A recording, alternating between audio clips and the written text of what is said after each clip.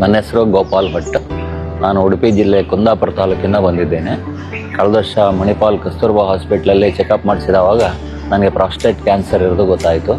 ತುಂಬ serious condition ಇತ್ತು. Doctor ಕೂಡಲೇ ಸರ್ಜರಿ ಮಾಡಬೇಕಂತ ಹೇಳಿದರು. ಅದು ನನಗೆ ಇಷ್ಟ ಇರಲಿಲ್ಲ. ನಾನು ಸೀದಾ ಮಂಗಳೂರಿಗೆ ಹೋದೆ. ಅಲ್ಲಿ ಪತಂಜಲಿ ಸೆಂಟ್ರಲ್ಲಿ ಟ್ರೀಟ್ಮೆಂಟ್ ಸ್ಟಾರ್ಟ್ ಮಾಡಿದರು. ಆನಂತರ ಸೀದಾ ಹುಬ್ಳಿ ಈ ಪತಂಜಲಿ ಸೆಂಟ್ರಿಗೆ ಬಂದೆ. ಇಲ್ಲಿ ನನಗೆ ಒಳ್ಳೆ ಟ್ರೀಟ್ಮೆಂಟ್ ಸಿಕ್ತು. ಇಲ್ಲಿ ಡಾಕ್ಟರ್ಸು, ಥೆರಪಿಸ್ಟು, ಫಿಸಿಯೋಥೆರಪಿಸ್ಟು, ಹಾಗೆ ಇಲ್ಲಿನ ಸ್ಟಾಫು ಎಲ್ಲ ತುಂಬ ಪ್ರೀತಿಯಿಂದ ನೋಡ್ಕೊಂಡ್ರು.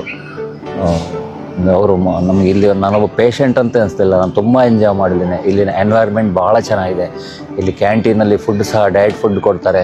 ನಮ್ಗೆ ಎಲ್ಲ ರೀತಿಯಲ್ಲಿ ಚೆನ್ನಾಗಿ ನೋಡಿಕೊಂಡ್ರು. ನನಗೆ ಹೆಚ್ಚು ಕಡಿಮೆ ಕ್ಯಾನ್ಸರ್ ಮುಕ್ತ ಅಂತ ನನಗನ್ಸಿದೆ. ಇನ್ನೊಮ್ಮೆ ಪರೀಕ್ಷೆ ಮಾಡಿದಾಗ ಗೊತ್ತಾಗ್ತದೆ ನನಗೆ ಕ್ಯಾನ್ಸರ್ ಇದೆಯಲ್ಲ ಅಂತ.